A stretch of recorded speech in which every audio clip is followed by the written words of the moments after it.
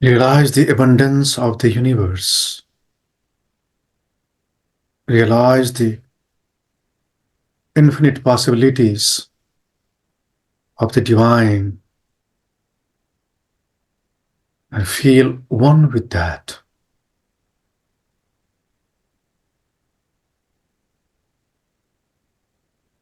Affirm, I am abundant. I am, I am, I am, I am divine.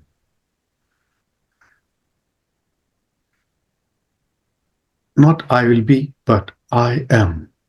I am one with the divine. I am.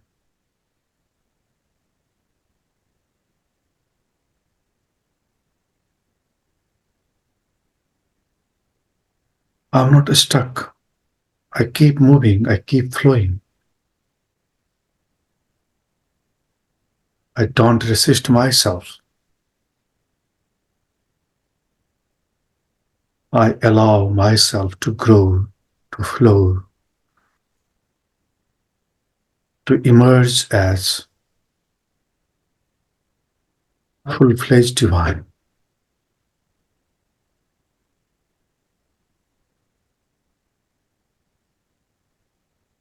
I am free. I am free. I am free. I don't allow any bondage. I'm free.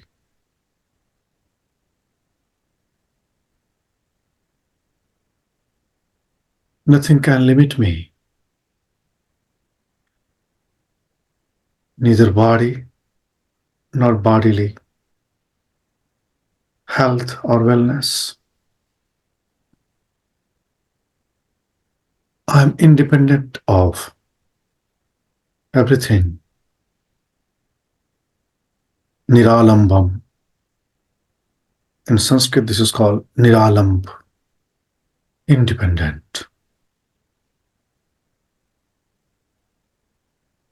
This body I'm living in right now, I know this is also temporary.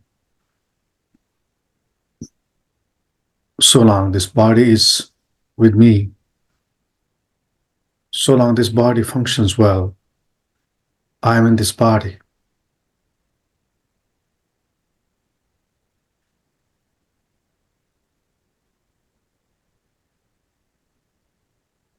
Energy.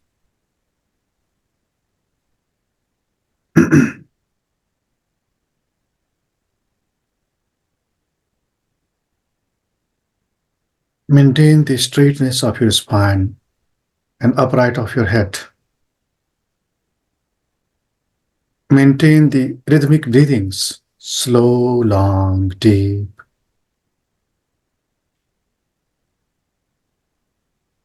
Maintain the independent mind, free mind, free from everything.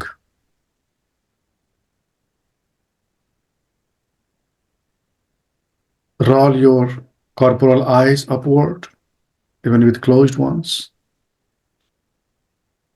When your eyes roll up, you help your energy, Kundalini energy, to move upward.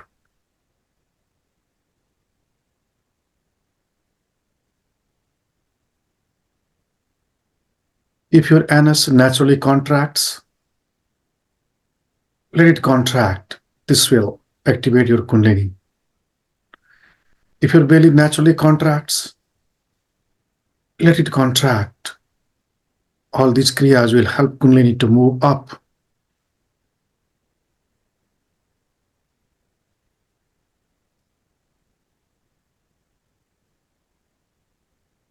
Sometimes your head would like to turn up. You just allow. All these things will help your Kundalini, your energy, to move upward. In yoga, we call it Udan, Udan Prana, Udan. Kundalini or Udan moves upward.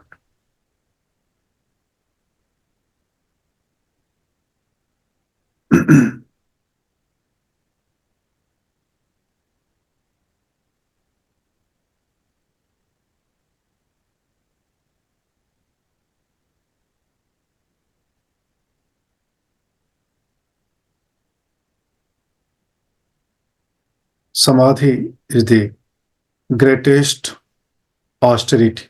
Samadhi is our greatest cleanser, purifier of consciousness, energy, and the entire being.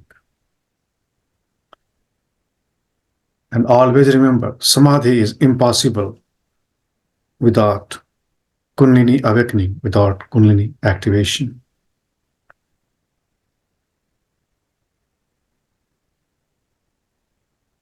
Without Kundalini activation, Samadhi is just intellectual understanding, but not the realization.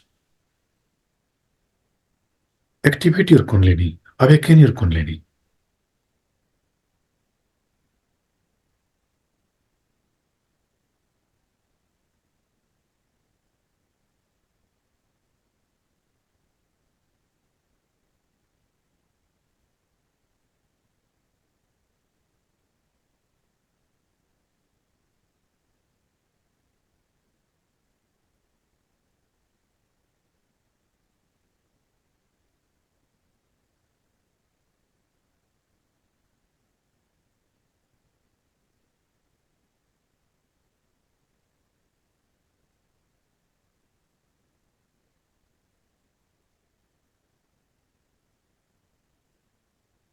According to Patanjali, Samadhi is impossible without proper posture, proper breathing called pranayama. Posture helps pranayama. Pranayama helps withdrawal of senses. Withdrawal of senses helps concentration. Concentration helps meditation. Meditation helps samadhi.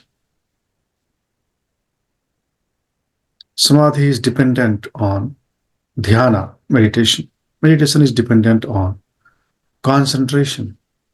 Concentration is dependent on withdrawal of senses. Withdrawal of senses depends on deep, long, slow breathings. Deep, long, slow breathings are dependent on the straight spine and head upright, what we call asana.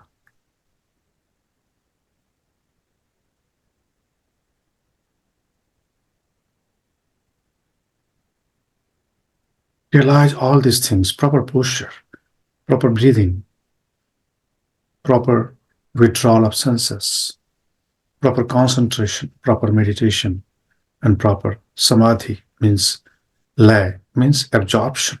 Samadhi cleanses you. Samadhi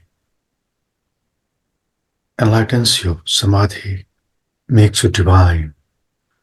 Samadhi makes you yogi. Samadhi is the goal of yoga, Kundalini awakening.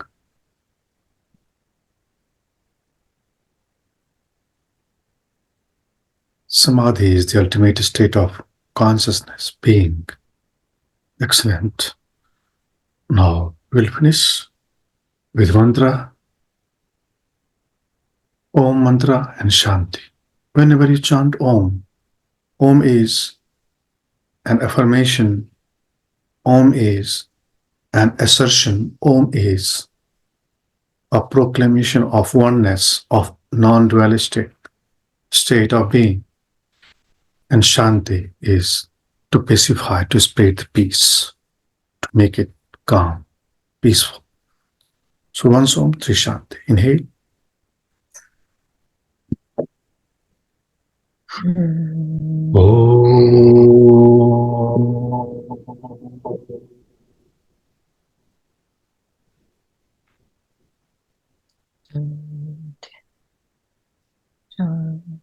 Shanti, Shanti,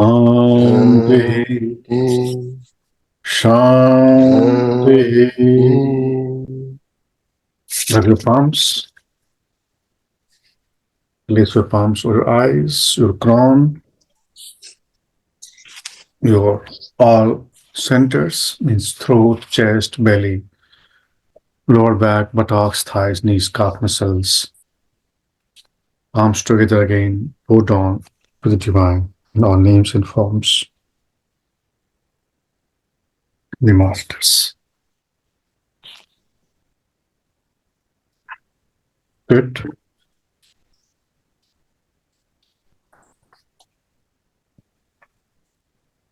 Yes, Mahendranath, how was today's practice? Very, very deep going, very deep, very nice. Mm-hmm. A very, very nice experience, Guruji. Thank you very, very much. Great. You really find the words that I needed to go deep, very deep. And in the same time, it was also refreshing the whole knowledge. This was very good. Great, great. Lena, how was yours? It was very good. It was like always. It's amazing. Nothing in specific, but it was really good. Good. Yes, so from today we'll start our next lesson plan, which is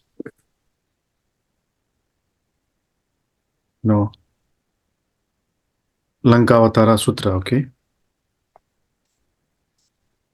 And page number 362. What is Lankavatara? Because till now we were speaking about Vedas, we were speaking about Patanjali, we were speaking about different ones. And this Lankavatara, I've never heard before. Are these also scriptures, very old ones? Yeah, actually, this scripture you will come to know in the preface. This is also an ancient scripture. Actually, this is 2,500 years old. 2,500 years old. Yeah. So it is pretty old, right? Yeah. And the rest you will see in the preface. But 2,500 years old means that this is this older than Patanjali Sutras? No. Not older, huh? Yeah, this is after Patanjali. After Patanjali. Okay. So to make this study more intelligent, more fruitful and brilliant, I would advise you to go through each section, each part. I will give you homework to study. You will study this and then you will ask me a question and then I will explain. And if you not have any question, then I will see what is to be explained. I will explain and then we will finish that part and then we'll move further. Yeah. Okay. So from today, we start this and we'll start with the preface of this book, of the sutra. So in preface, this is written. So actually, this is 2,500 years old sutra, but it traveled through generations, means through master to disciple, right? And this originally is in Pali language. You know, Pali language is the language of Buddha. He used to speak. Pali, Pali. So in India, there are some old languages. Sanskrit is the oldest one. And Pali is second language. Prakrit is third language. Hindi is later language. But these are three old languages. Sanskrit is most ancient. And the most of the ancient books or textbooks or sutras are written in Sanskrit. But Buddha used to speak in, local language, that was Pali. That looks like Sanskrit, but is not Sanskrit. So this sutra is originally written in Pali, but that was later translated into Sanskrit and then into English now. And in 1932, in 1929, the Lankavatara Sutra was published by Professor Suzuki. Okay. And his translation of Lankavatara Sutra in 1932 was edited by George Routledge and Son, London. That was published in this, I think, this publisher.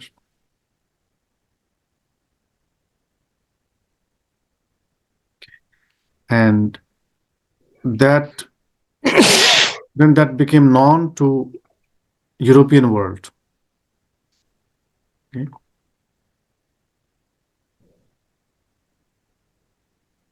So Pali, then Sanskrit, then English. Okay, that was the translation. And now I'll take you to the introduction part of this book.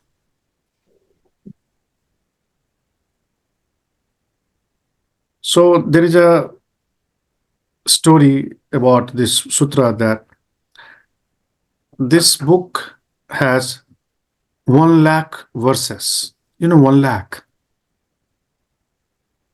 100,000. 100,000 verses. And it's huge. Yeah. Yeah. But later it is said that in later part of the book there were 36,000 verses. Okay. And that was kept intact in Mahayana Buddhism. Mahayana. And the present text has 884 verses. Okay. 884 verses. These are the ones that we will study at 884. Yeah. More or less. More or less, yeah. Correct. And there was a master whose name was Ashwaghosh. Okay.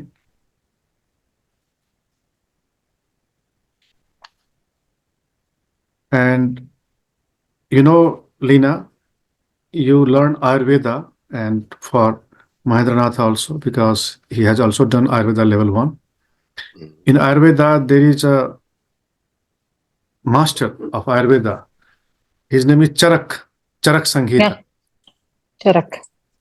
So Charak was with the time of Ashwaghosh. Ashwaghosh. Charak had a conversation with Ashwaghosh also. And Ashwaghosh has written a book, Awakening of Faith. Awakening of Faith. And Ashwaghosh was a philosopher and a great scholar who wrote this. And Charak was also a fan of Buddha. He used to love Buddha. Charak. He has written Charak Sanghita for Ayurveda. He was an Ayurveda master. And Ashwaghosh has also taken some, sutras from this. And this book has traveled the whole world. From India, it went to China. From China, it went to Japan, then Korea, different countries. Especially Mahayana Buddhism. Okay, there are 2 Buddhism, Mahayana and Himalayan. Mahayana has this textbook, the main main text studies. Like in yoga, Patanjali Yoga Sutra, right? So in Mahayana, Lankavatara Sutra is studied. And why I have added this sutra in 300 hours? Because this is the ultimate sutra. When you'll understand this, then you'll not need to understand anything. Or, in other words, to understand Patanjali Sutra, you'll have to understand this. Okay. So this is the most refined, most precise, and most advanced and elaborately, written about the samadhi, about the spiritual life, about other secrets of the universe, of the life. And when you'll understand this, you will understand the entire, truth. I mean, the secrets of the truth, of the reality, of life, of spiritual world. So this is amazing, Lankavatara Sutra. Okay. That's why you added it also to the meditation course. Yes. That is why I have added this in meditation course also. In 300 hours, not in 200 hours. Yeah. I was with them. So Yeah. So beautiful. Lankavatara Sutra is the ultimate sutra. Yeah. When you'll understand this, you'll not need to understand anything. But to understand this, you will have to study again. And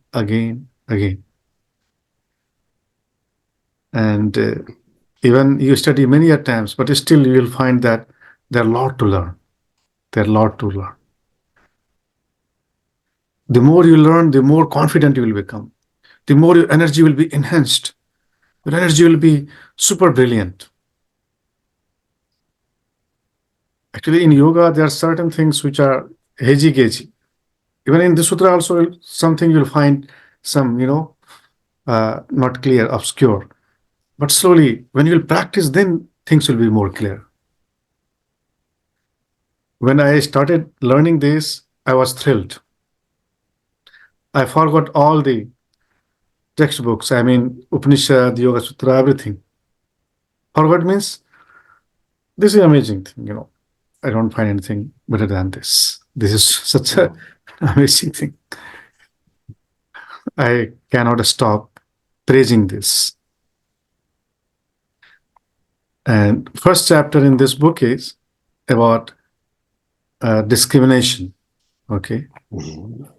But let us see an introduction. Okay. So here ends the second chapter of the collection of 36,000 verses in Kavatara.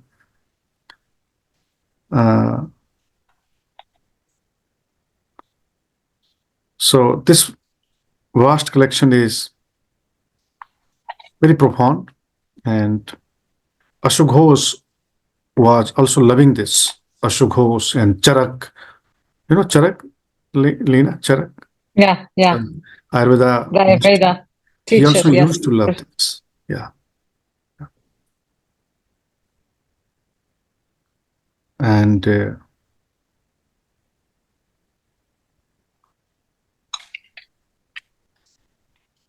I would like to recommend you to read the page number 363, the last paragraph.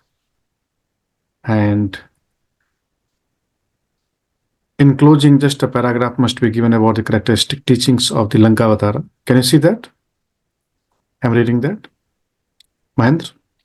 In closing, just a paragraph must be given about the characteristics, teachings of the Lankavatara. Yes. Yeah.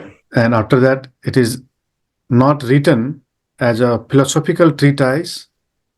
It is written to establish a certain system of thought.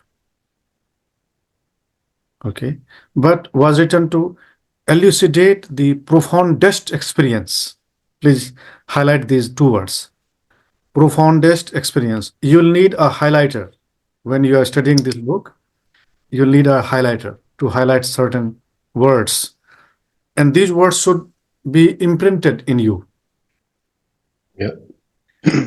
So these two words means profoundest experience that comes to the human spirit. So this sutra, we will enable you to experience profoundest, means ultimate experience. It everywhere deprecates dependence upon words and doctrines and urges upon all the wisdom of making a determined effort to attain the highest experience. Again, highlight this. To attain highest experience. Again and again, it repeats with variations the refrain. This line, I have bolded, I have made it bold, but you can highlight this. Mahamati, these are the words of Buddha. Buddha says, Mahamati, you and all the Bodhisattva, Mahasattvas should avoid the erroneous reasonings of the philosophers and seek this self-realization of noble wisdom. This is an exhortation of Buddha. He says, Mahamati, you and all Bodhisattvas, Mahasattvas should avoid the erroneous reasonings of the philosophers. Means you should not get caught by the erroneous reasonings of philosophers, but seek the self-realization of noble wisdom. So wherever noble wisdom comes, you should understand that is the ultimate knowledge. Noble wisdom means ultimate knowledge, ultimate understanding, or supreme enlightenment. You can call it supreme enlightenment. Okay.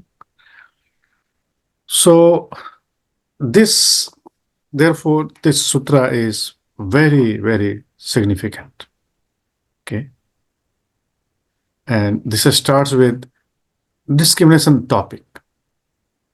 In this chapter, Buddha talks about the discrimination, and he says that discrimination is a hindrance. Okay. This is a hindrance.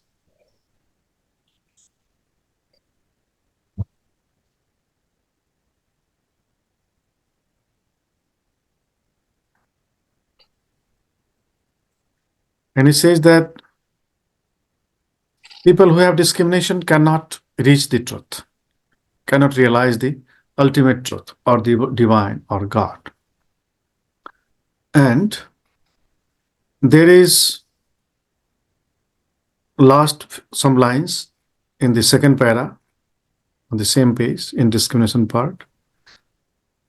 Can you see people grasping their own shadows of discrimination? Can you see that? Yeah. Yeah.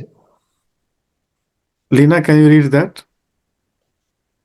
People grasping their own shadows of discrimination become attached to the things and that thing and failing to abandon. Failing to abandon. Dualism, they go on forever discriminating and thus never attain tranquility by tranquility. Yeah. Did you understand this line? Mahend? Yeah. Did you understand this line? So as long as I have this discrimination, I will not attain the goal of abandon the dualism. So I will not proceed in my development as long as I have discrimination, right? Is this the meaning? Yes. T wants to say something. Yes, T. When she read it, I was thinking like that, like if you're discriminating, you're still in the world.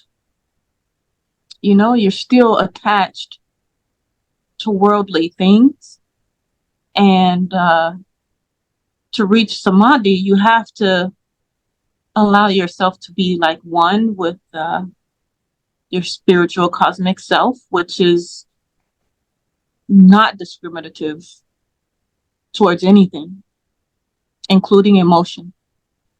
Correct. What is exactly discrimination? Can you do me an example, Guruji? What? Discrimination. Discrimination. Yeah. What is it exactly, the meaning in this sutra? Context. Yeah. Discrimination is dualism. You say differences. Actually, in reality, there is no differences between you and me, between human being and animals and the trees. All have the same source, all have the same spirit. Even what we call animal or plant has the same essence, what we have, that essence.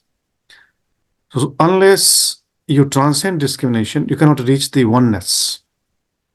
Yes. No dualism, no discrimination. This is me and mine, no me and mine. Discrimination based on gender, based on religion, based on languages, based on background, based on the species. Can I make an example? If I am with a person, myself, I'm not interested at all in politics. Okay, but by casuality, we enter into discussion about the war between Russia and Ukraine. This other person takes part for Russia. My point of view is that all politics is, I mean, it's not good. It doesn't matter if it's Russia or it's Ukraine, or because I have the feeling that in politics everyone is just looking for own interests, and my interest is to get one and not in the dualism. So, what would be the good behavior of mine? And not wanting to discriminate anything, because I understood that this is not good for me, for my development. Yeah, actually, naturally, politics is not a good thing, and people who take interest in politics cannot rise above the discrimination. Okay. Politics is not good. But sometimes when we'll have to stand for, or when sometimes you may need to raise your voice, or you may need to, go either in this side or that side. If you cannot avoid, then you should go with what you believe this is right. And what is right? Right is harmony. Right is peace. Right is no war. Right is exactly. Right is no killing. Right is nothing wrong. That is right. So definitely we should not discriminate. We should not judge what is right, what is wrong also. But to an extent, we must have that kind of discernment. This is called discernment. Discernment means what is right, and right is peace. Peace is right. Non-violence is right. Okay. Truthful is right. Truthfulness is right. All the yamas are right. Definitely. But if I try to bring light into the situation, and I try to make this person understand that the right is the peace and not Russia or Ukraine, because the war itself is wrong, am I discriminating something, or am I on the good side? Is this my wish to bring light, is this making me get far from, you know what I mean, from the way, or is it helping me in going? Yes. Yeah. Because sometimes I have the feeling that I put too much effort into trying to explain the people things, and that instead of helping me or helping somebody, it's contrary. It's the contrary. It's not good for me. Yeah, so whenever you think that is going wrong, Yeah, and always neutral is good. But if everybody will be neutral, yeah. Then it's not then good neither. yeah, sometimes you'll have to say what is right, what is wrong, right? Yeah, According to my understanding, right? This is my understanding. Yeah, definitely. yeah. That And this this is the other point, yeah. because it's very difficult to take a position, Mm. because my feeling is that I don't have enough knowledge to Mhm. be able to give a right opinion. Yeah. So But I think, then it is better to be silent. Uh-huh. Yeah. yeah, even like having an opinion, like the situation in this, based on what you were saying here, the war is not right and such. That is, again, like, that's your opinion, right? And so, in a sense, having opinion kind of still like brings you here, like makes you a part of the world because you're having an opinion, versus based on my opinion or my understanding of this is like, okay, are they living in harmony or are they not living in harmony, without me having my opinion of what's going on? Does that make any sense at all, what I'm trying to say? So like, in a way, like having opinion, and you please correct me if I'm wrong, having an opinion can be still discriminative because it's based on your own maybe life experiences or your own understanding. It's not a general, are they living in harmony or are they not? There's more to it, like, this is wrong because this and this, or this is wrong, but I don't have enough information to really discuss it further, kind of thing, compared to, are they or are they not living peacefully together? Okay, you are talking here about the only issue that Marco was talking about, or you're generalizing?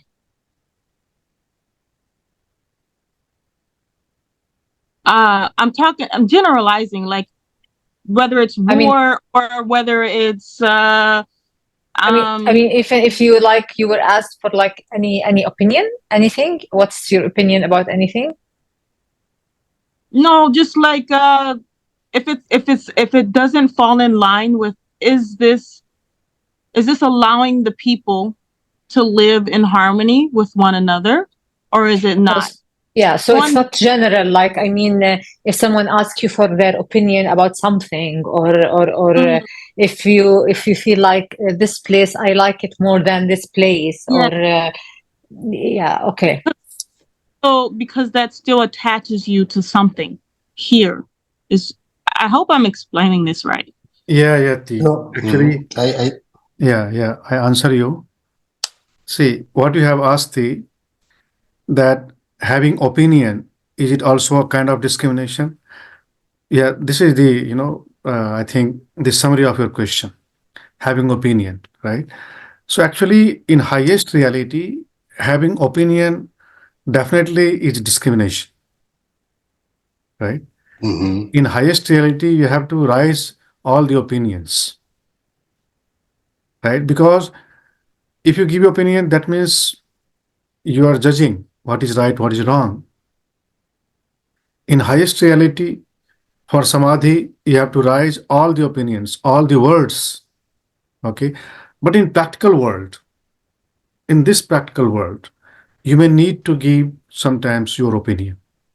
Exactly. In this practical world. And but if I right understand, Guruji, we should give our opinion as less as possible. Yeah. Yes, exactly. Only if we don't have an option, a plan B, or an option B. Land If we can avoid, if we can avoid to give a opinion, it's better to not give that is opinion. best. That is best. Yeah. If you can avoid, that is best. But sometimes you cannot avoid. Yeah. Then we have to. Yeah, you'll have to. And then you'll have to honestly, holistically say that, yeah, in my opinion, this is right, this is wrong. Yeah. So discrimination is having any opinion is discrimination. Okay. And that will, again, like Lena was telling, that this place is better than other place. When you say this place is better than other place, that means you have some disliking of other place and you are liking of this place, right? So no attachment, no preferences. When you say yes, everything, in every situation you say yes, okay, I am okay, I am okay. When you feel okay in every situation, that is actually being in yoga, being in samadhi. No complaint, no complaint. Mm-hmm. Because this becomes habit of complaining. Mm-hmm. If you have habit of no complaining, then you are okay everywhere, even in the hell also.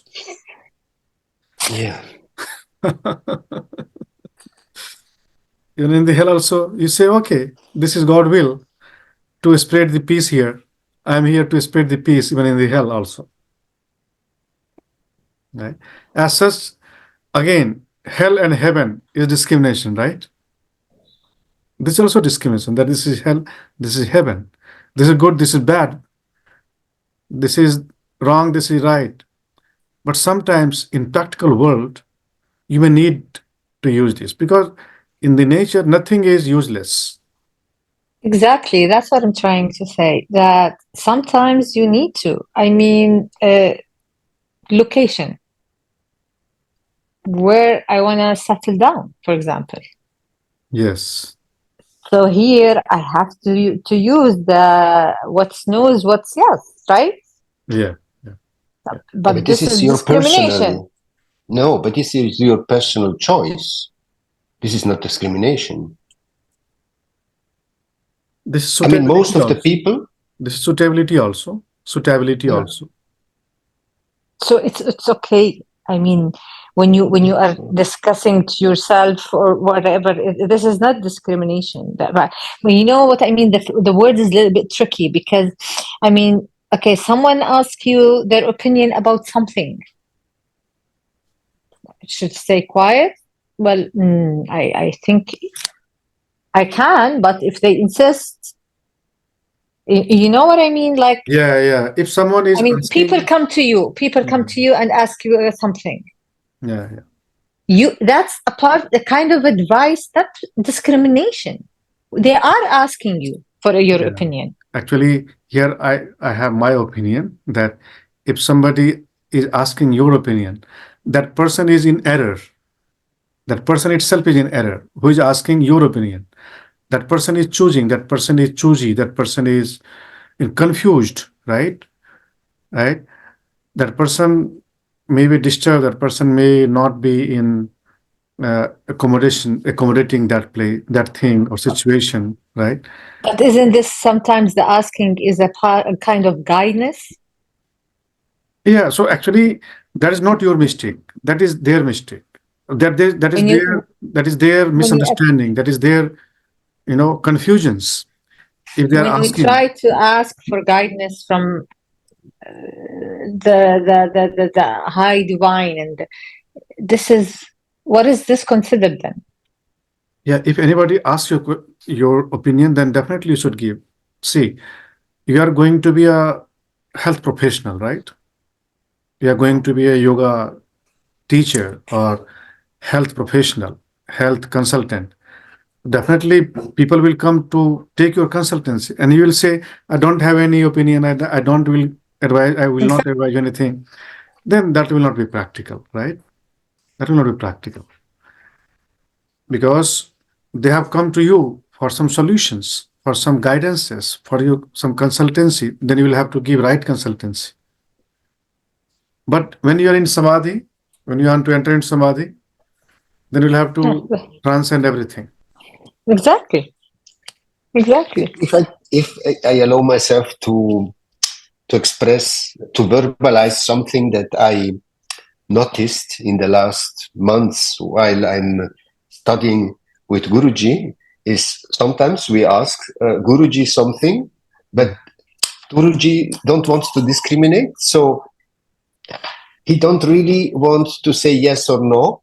So Guruji says a kind of. For example, we ask, is this samadhi? And you say, it's a kind of. And I consider this as no discrimination, because you don't want, I mean, it's a kind of avoiding. Is it, am I right or not? He's talking about me, Guruji, by the way. No. I'm speaking about an attitude that I realized of Guruji, that I interpret, I do, like if you would not want to say black or white, Yeah. right? Yeah, then you try to escape, or you Exactly. try to, oh yeah. Yeah, but with a precise objective in mind. But with a statement. Exactly. With a diplomatic statement. Exactly. Are you enjoying your time, T? Yeah, T, she wants to add something. T? I can't remember anymore. Okay. Sorry, T, Okay, sorry. welcome back, T. So let us see the text. Text says, text says that people grasping their own shadows of discrimination become attached to this thing and that thing, and failing to abandon dualism. They go on forever discriminating and thus never attain tranquility. Okay. By tranquility is meant oneness, and oneness gives birth to the highest samadhi. Please underline this. If you want to enter into highest samadhi, then you will have to experience oneness,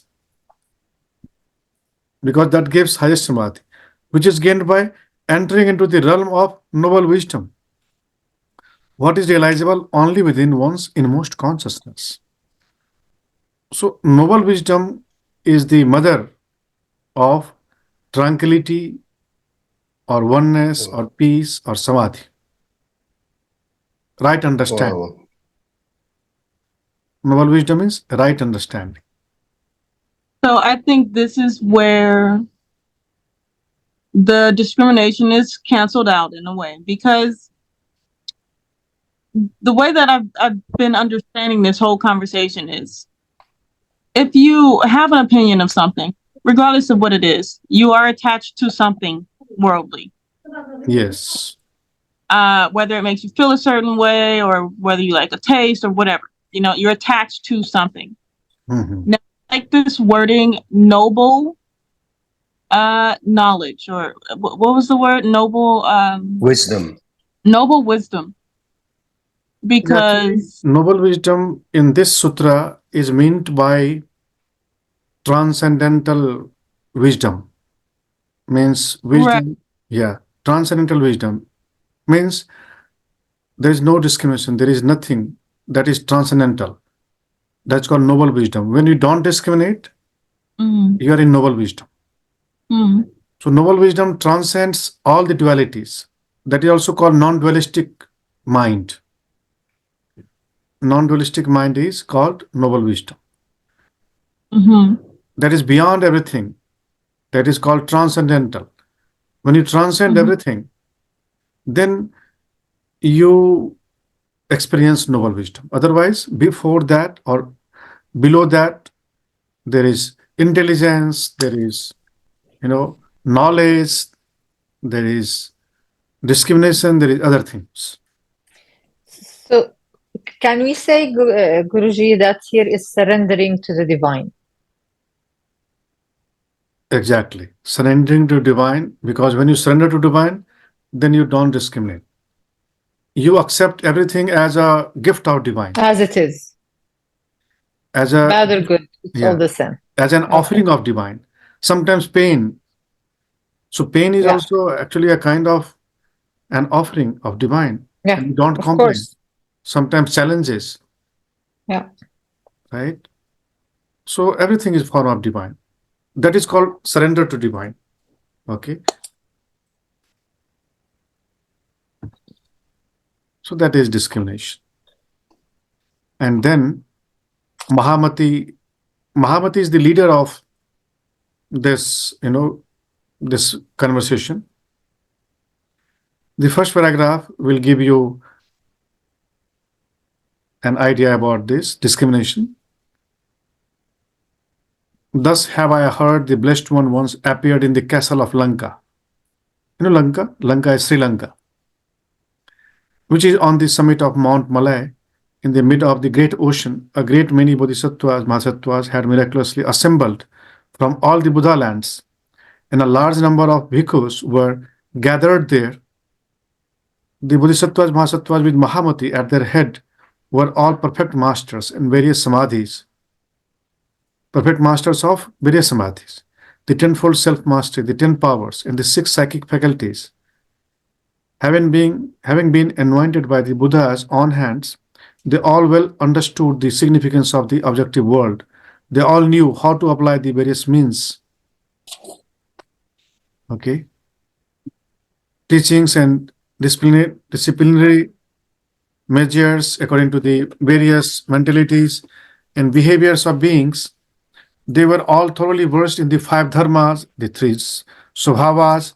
Swabhava means nature, the 8 vijnanas, and the twofold egolessness. Can you imagine that assembly? That assembly was full of people who were enlightened, whose mental capacities were, very vast.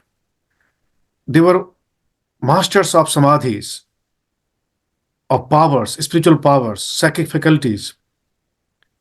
Okay, they were thoroughly versed in the 5 dharmas, 3 swabhavas, 8 vijnanas, and twofold egolessness. So the listeners, the audience of that meeting was, of high paramount. And there was a leader of that group whose name was Mahasattva. Okay. And the blessed one means Buddha. Wherever the blessed one comes means Buddha. The blessed one, knowing the mental agitations going on in the mind of those assembled, and his great heart moved by compassion, smiled and said, Buddha says, in the days of old, the Tathagatas of past, who were arhats and fully enlightened ones, came to the castle of Lanka on Mount Malay and discoursed on the truth of noble wisdom. See, highlight this, the truth of noble wisdom. That is beyond the reasoning knowledge of the philosophers, as well as being beyond the understanding of ordinary disciples and masters, and which is realizable only within the inmost consciousness.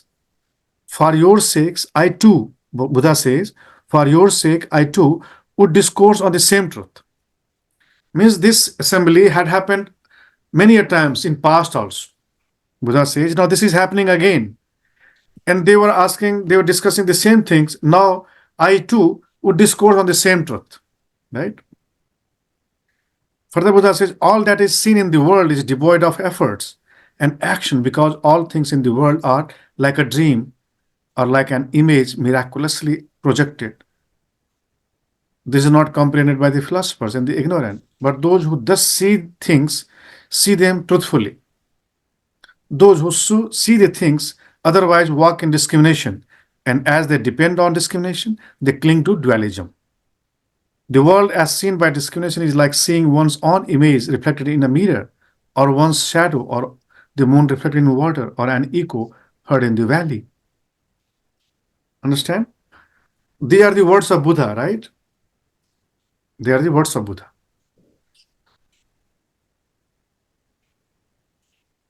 And further he says people are grasping their own shadows of discrimination, and he ends with noble wisdom, which is realizable only within inmost consciousness. Is that clear so far? Mahendranath? As usual, it's clear, but I lost myself. I don't know on which page we are, but I followed with the words. That is page number 364. 360. Oh, we are still 364. Yes, yes. Sorry, I was looking for 364. Uh-huh. But I followed. Yeah. Can you see the first paragraph, second paragraph? Yeah. I was reading Yeah. these two paragraphs. Okay.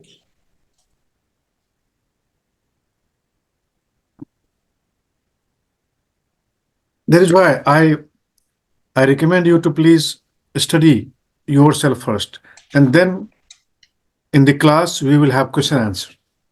Mm-hmm. Because if I will read and then I will explain, it will take, I think, many months to finish. Yeah. T, is it clear? Yes, I'm understanding it better now after you said when you were talking about the wisdom, the type of wisdom. It made more, the discrimination made more sense to me, because that kind of wisdom kind of cancels out the discrimination for me. Yes, yes, yes, exactly. Yes. So Mahendranath, when you'll go through, then that will be more clearer. Yes. Because I understand that English is not your mother language, even not mine It's not my... also. But because I have been using this language for some years, many years, so it is easier for me now. But I'm practicing every day with Alina and her British and Canadian English. Mm-hmm. And well, don't feel bad, because English is my native language and I still sometimes don't understand it. So Thank you, T. Yes, yes. This is the matter of actually, yeah, familiarity. Even in English also, like T says, this is her mother language, mother tongue. But there are some words in English also, some terms, which are bewildering sometimes. Yeah. Okay. But yes, when you try to understand, then you'll understand this. Yeah, even the same language, English, there is American English and British English. And you will find some words that are a little bit different, and sometimes the way they pronounce it. You know, like not only French, just the like way, German. different word, the same word could mean different things. Exactly. And my education is British language, British English. You see, it's you know how it is, Shakespeare way. Yes, mine is Italian English, which is a little bit different. Actually, words are same, and there are only slightly differences, like color. When you write color, so in British you write COLOUR, but in American you write COLOR, right?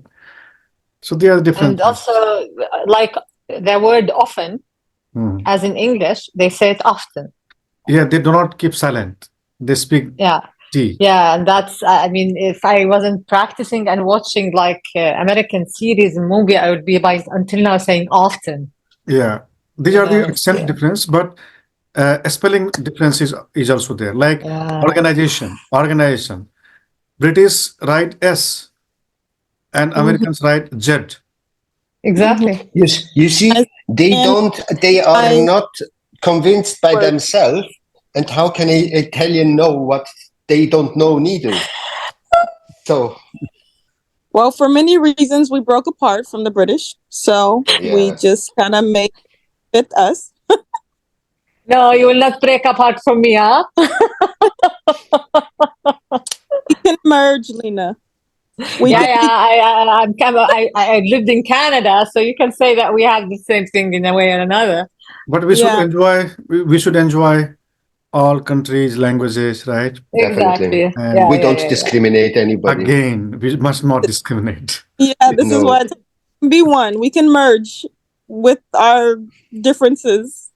Yeah, we can learn Italian, English, Arabic, English, I don't know. But English, mix them all in between. But exactly. Let us thank God that there is one language which is spoken, I think, everywhere, English. Yeah. So, but Yeah. this is English only, which is making me to you understand, right? Yes. Because I don't know Arabic, I don't know Italiano, I don't know French, I don't know these languages, but by the help of English, I'm able to teach Exactly. these things. Definitely. Yes. Exactly. Yeah. You're absolutely So right, Guruji. that was the second para. And further, Buddha, then all the Bodhisattva, Mahasattva rose from their seat and respectfully paid him homage in Mahamati. And the Bodhisattva and Mahasattva, sustained by the power of the Buddhas, drew his upper garment over under one shoulder, knelt and pressing his hands together, praised him in the following verses. The following verses are the words of Bodhisattva and Mahasattvas. Okay. And Mahendranath, can you read this? As thou reviewest the world with perfect intelligence and compassion, it must seem to thee like a ethereal flower, of which one cannot say, it is born, it is destroyed, for the terms being and not being, non-being, do not apply to it. Do you understand this? Ethereal Even I flower don't understand this. Okay, thank you, T. No, it's Okay. hard. So now I explain you. Bodhisattvas and Mahasattvas say to Buddha, "O sir, with your perfect intelligence and compassion, you see this world like an ethereal flower." You know ethereal flower? Ethereal flower is, there's a flower, but that's not real flower. That looks like a flower. Ethereal means, ether means akash, sky. Air. Sometimes, virtual flower, like Virtual flower? like on the screen. You see on the screen the flower, but that flower, is it not said that it is born or it is destroyed, or being and non-being cannot apply. Means anything is virtual, is not truth. And in one sense that is untruth, and in other sense that is there. That exists virtually, but not materially. So also about dream. Dream is also the same thing. So further says that you see this world like a dream, and which cannot be said like it is permanent or destructible, or being or non-being, do not apply to it. There are two terms. First is born and destroyed, right? Anything which is born will destroy, right? But that which is not born will not destroy. Anything which is destructible cannot be said as permanent, or anything which is permanent is not destructible.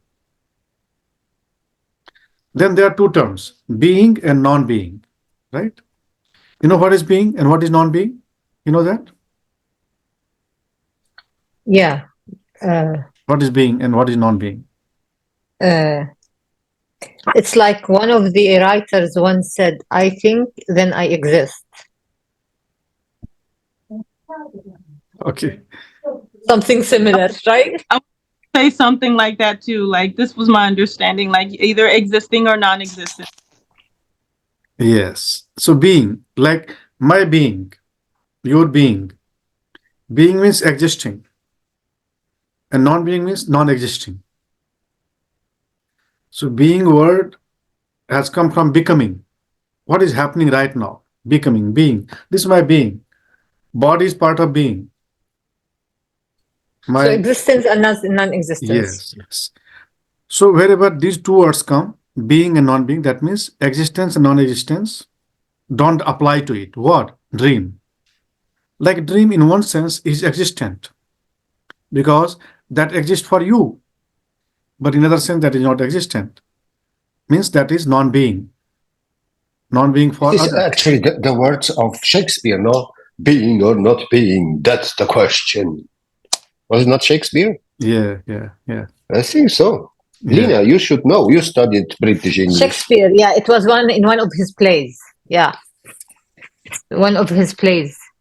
You know, Shakespeare Yeah. had also To studied be this. be. In what? To be Which or not one? to be. Yes, exactly. To be or not to be. Yes, exactly. Yeah. Same thing. The same thing is going. Which play? Mhm. I'm trying to remember the name of the play. Yes, no. I'm trying to remember the name of the play that was this sentence was said in, because I studied all of the Shakespeare's plays. Yeah, to be or not to be.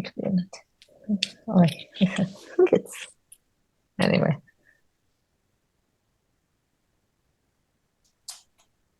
Okay. So again, Bodhisattvas say about visions that this world is like a vision which is beyond the reach of human mind, as being and non-being do not apply to them.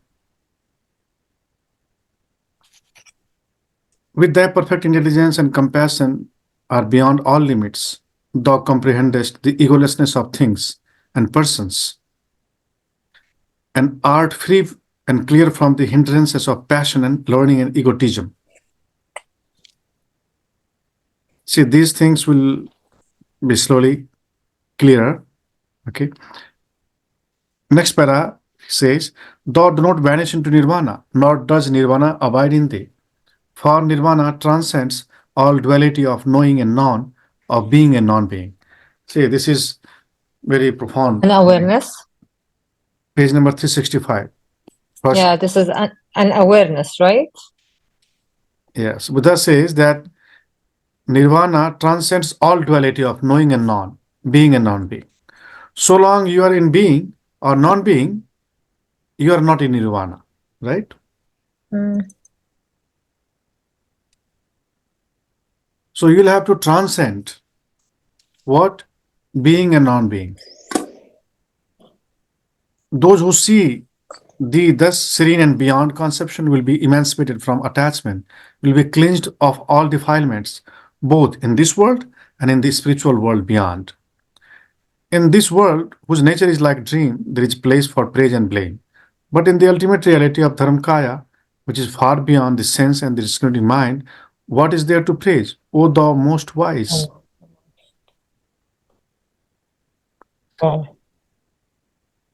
Okay. What is Dharmakaya? Dharmakaya is the truth body. Kaya means Truth. body. Dharma means truth. Truth body. When you become yogi, when you become Buddha, then you become Dharmakaya. In Buddha also there are some gradations, In this textbook, in this sutra only you'll understand. There are different types of Buddhas. So, yeah, Dharmata Buddha is the ultimate Buddha. Dharmakaya Buddha is the ultimate state of Buddhahood.